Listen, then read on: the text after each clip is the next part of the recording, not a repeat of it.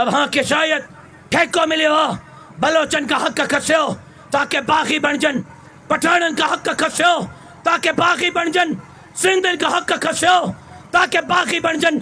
असल में मुल्क जा दुश्मन है न आहिनि, मुल्क जा दुश्मन सिंधी न आहिनि, मुल्क जा दुश्मन पख्तून न आहिनि, मुल्क जा दुश्मन बलोच न आहिनि, ग़लत पॉलिसी उठाईंदड़ मुल्क जा दुश्मन आहिनि, दरिया ते थाड़ो हणंदड़ मुल्क जा दुश्मन आहिनि। इंशाअल्लाह मौलाना फजलुर रहमान जे क़यादत में तहां के छठीअ जो खेर याद ॾियारींदासीं, कंहिंखे पाकिस्तान तक़सीम करण जी इजाज़त न ॾींदासीं। मुंहिंजे जमात फ़ैसिलो कयो आहे त दरियाह ते केनाल तहां के वापस वठणा पवंदा। वापस वठो, वापस वठो, सुधरी वञो, सुधरी वञो, सुधरी वञो। जेकॾहिं वापस न वठंदो त पोइ मुंहिंजे जमात जो फ़ैसिलो आहे सिंध पंजाब बॉर्डर बंदि कंदासीं, कंहिंखे पंजाब मां सिंध में, सिंध मां पंजाब में दाख़िल थियण न ॾींदासीं। दरियाह के बंद करण जो इख्तियार तहां वटा, समुंड पो सिंधियुनि वटा, समुंड मां कोई कंटेनर तहां जे पंजाब में दाख़िल थियण न ॾींदासीं। पोइ जेसीं ताईं सिंध के हक़ न ॾींदो, सिंध मां तहां जी रसद पंजाब में दाख़िल थियण न ॾींदासीं।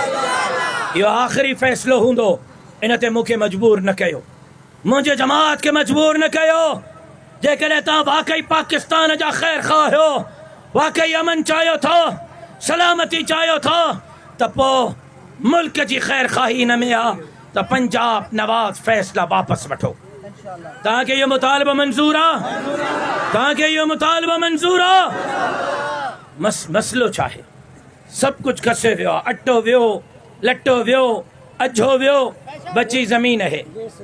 को हार पोचो करे, को चांवरनि जी लप, को अटे जी लप, को कमंद, को जेको आहे वो कपह वण, को मिर्च, को टमाटा, को सब्जी, मिड़ई पेट जो चरखो पियो थो हले। हाणे छा छा कनि? अरब पतिन ऐं खरब पतिन खे ज़मीन था ॾियनि।